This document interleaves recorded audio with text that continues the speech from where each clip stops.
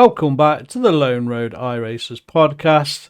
I'm Guy Robertson, your host, and today we're diving into the latest iRacing development update for February 2025, released this week. Buckle up because we've got some big changes coming in Season 2, but before we dive in, let's take a moment to talk about what makes these updates so crucial for the iRacing community. With each season, iRacing strives to bring us closer to real-world motorsport simulation, refining the physics, adding new content, and continuously innovating the experience. Whether you're a rookie or a veteran, these updates shape the way we race and compete. So let's take a deep dive into what's coming next.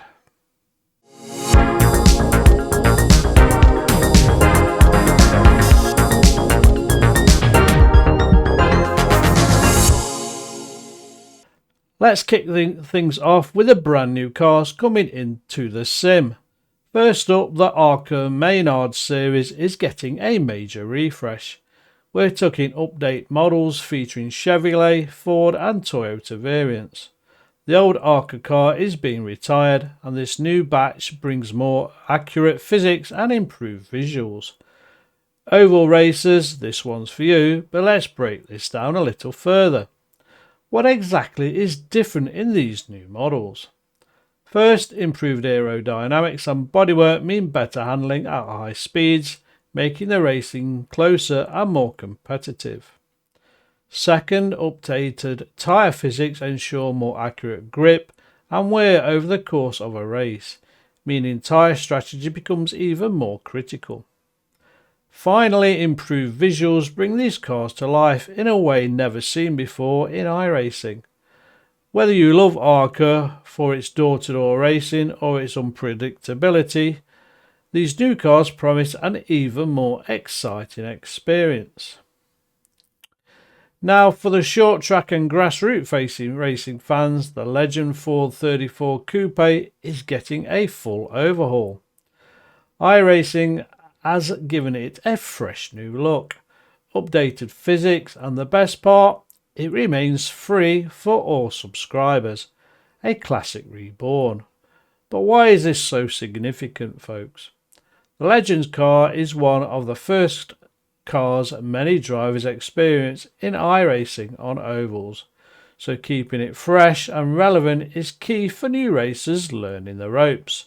With updated handling, new audio enhancements and a refreshed damage model, expect to see closer, more exciting battles on the short tracks. Plus, with the introduction of new oval AI racing options, you'll be able to practice your racecraft even more effectively. Whether you're just starting out or a seasoned veteran, the Legends car update is a great addition to iRacing's growing lineup.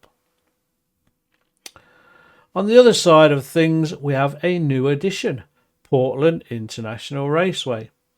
Known for hosting IndyCar races, this circuit brings multiple layouts and some tricky chicanes. If you love technical circuits, this one's definitely going to test your skills. But let's get into the details. Portland isn't just any track, it's a driver's circuit with challenging braking zones, elevation changes, and a mix of high speed and low speed corners. It demands precision and strategy.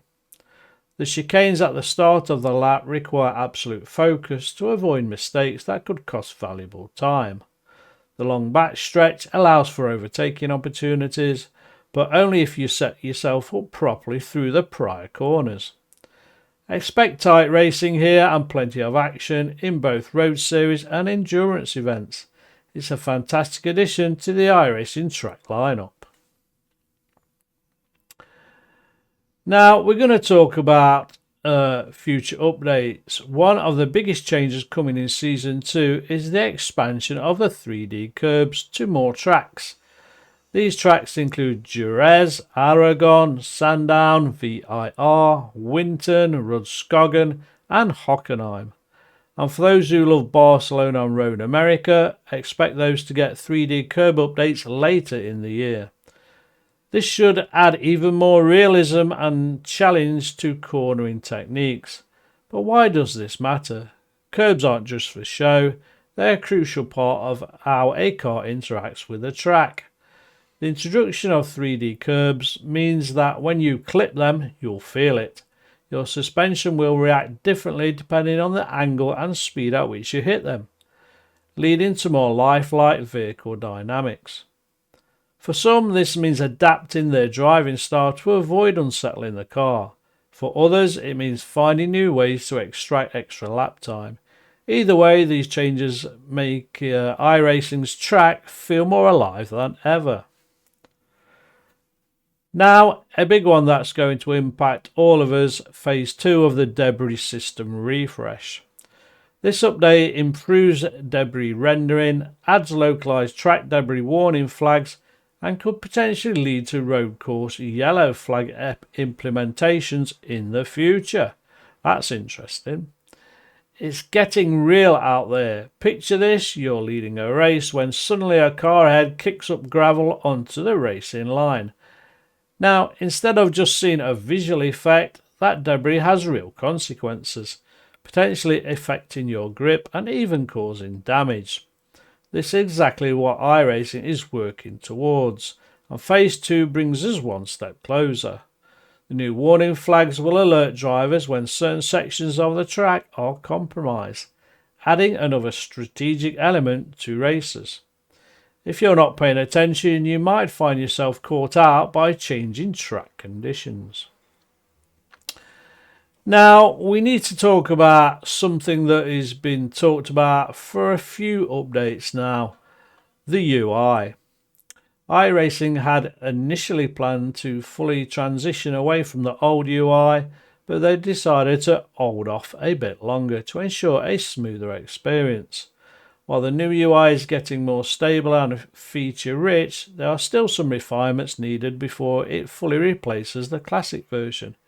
This means users will still have access to the older interface for now, giving them time to adapt.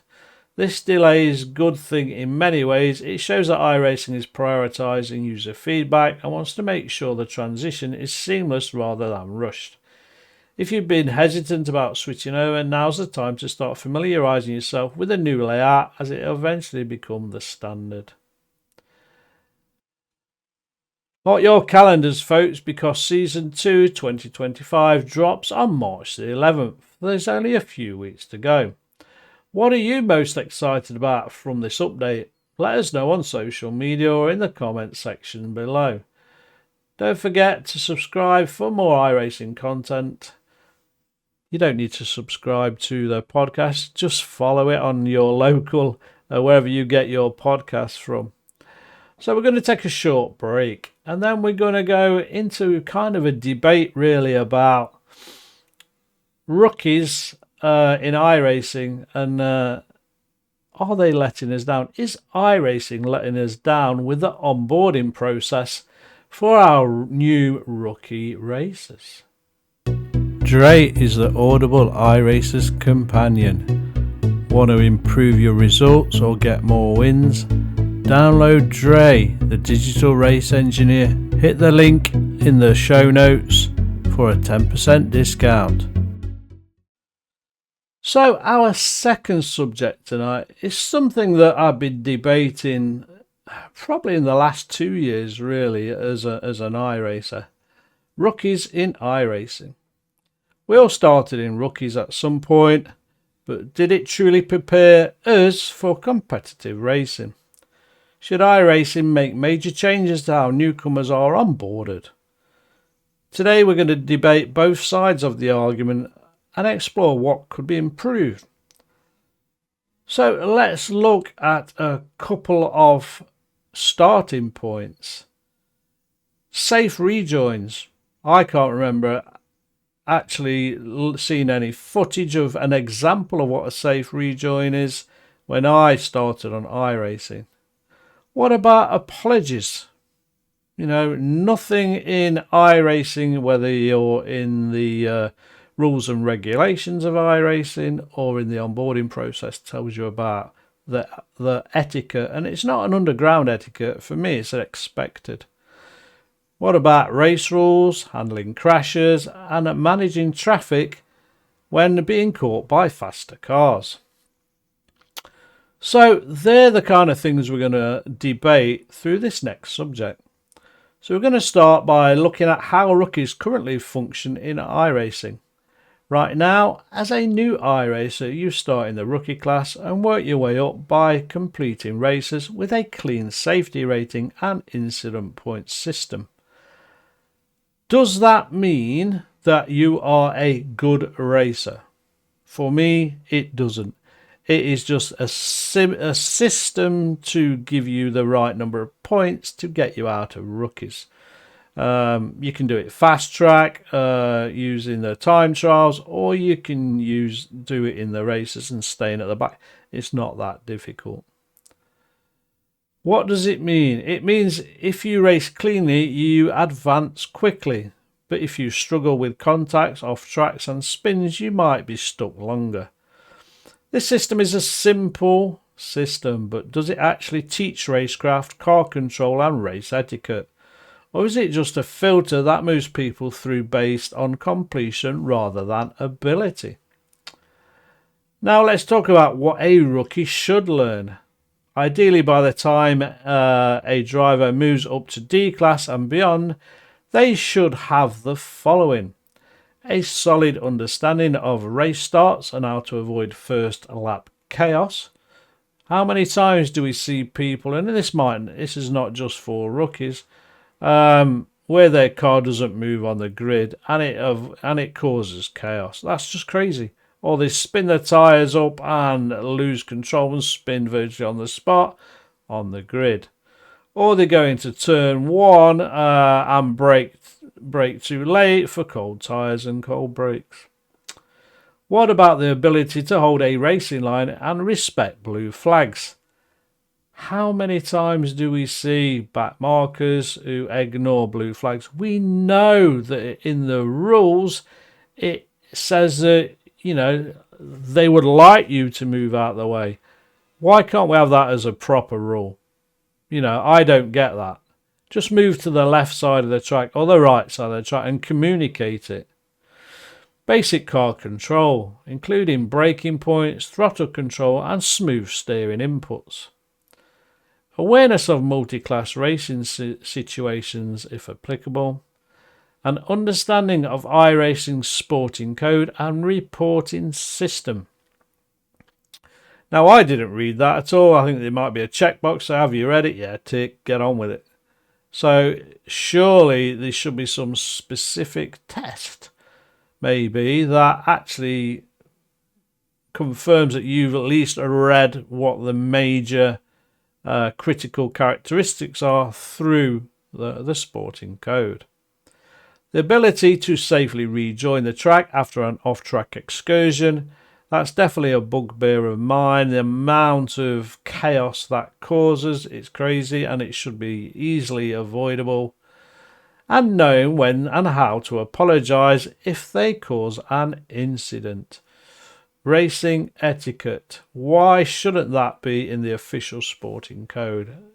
That will at least keep us all with an opportunity to think, okay, that driver is new, he's apologised, I'll let that one go, rather than jamming up iRacing HR with loads and loads of reports from the new rookie racers who are straight into D class.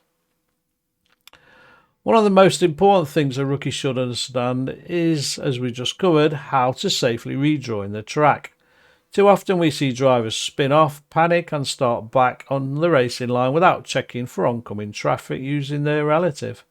This is one of the biggest causes of unnecessary wrecks. The correct approach is simple. Stay off the racing line until you have full control. Check your mirrors and relative box for approaching cars.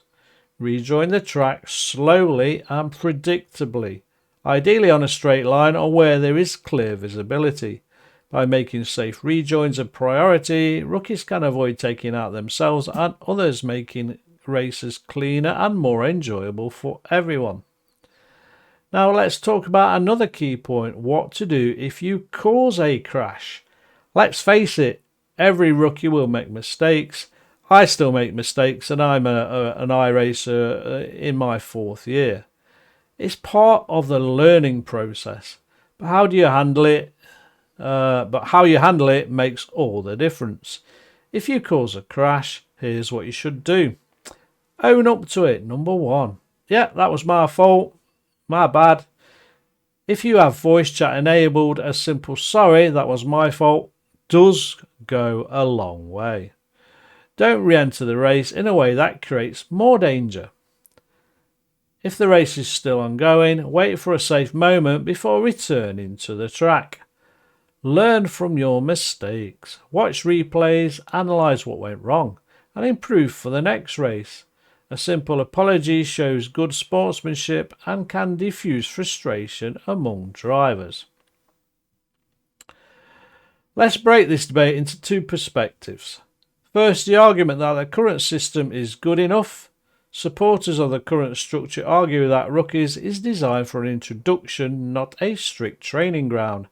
If a driver wants to improve, there are countless resources out there, YouTube tutorials, coaching services, even AI racing for extra practice.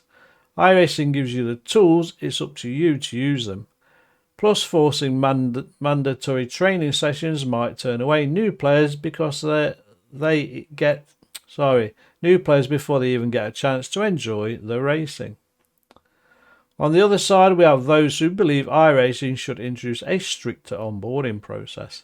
Imagine a system where every new driver must complete structured training modules before being allowed into official rookie races. These could include a mandatory driving test covering braking, acceleration and racecraft basics, interactive tutorials explaining proper race etiquette and blue flag rules, AI-driven race scenarios that teach drivers how to react in different situations, and training on how to handle being overtaken by faster cars without causing issues. Speaking of faster cars, let's discuss what to do when being caught by a quicker driver. Many rookies panic, swerve unpredictably, or try to defend aggressively, which often leads to unnecessary accidents. Here's what you should do. Hold your line, don't weave or suddenly brake. If you're on a straight and can safely do so, lift slightly to let the faster car pass. Now, that's fine as long as you're telling that person behind that that's what you're going to do. If you're in a corner, maintain your racing line and let them find a way around you. Use blue flags as a guide. While they aren't mandatory in some series, all series, they indicate when you should consider yielding. Knowing how to let faster cars through properly will not only make you a safer driver, but it will also help you avoid frustrating your fellow iRacers. So, where do you stand on this, listeners and viewers? Is the current iRacing rookie system good enough, or does it need an overhaul? Should iRacing introduce mandatory training, or should we leave it up to individual drivers to improve at their own pace? Again, let us know your thoughts on social media or in the comment sections on the podcast or on YouTube. Well, that's all for this week's podcast, folks. I hope you enjoyed it. There's lots of good new stuff coming up. I hope you enjoyed the debate about should rookies' onboarding process be improved or not. Don't forget to leave likes to the Lonely Road iRacers podcast and tell your fellow iRacers about it around the world. Until next time, folks, keep it clean, keep it fast, and I'll catch you on the track soon. Happy iRacing!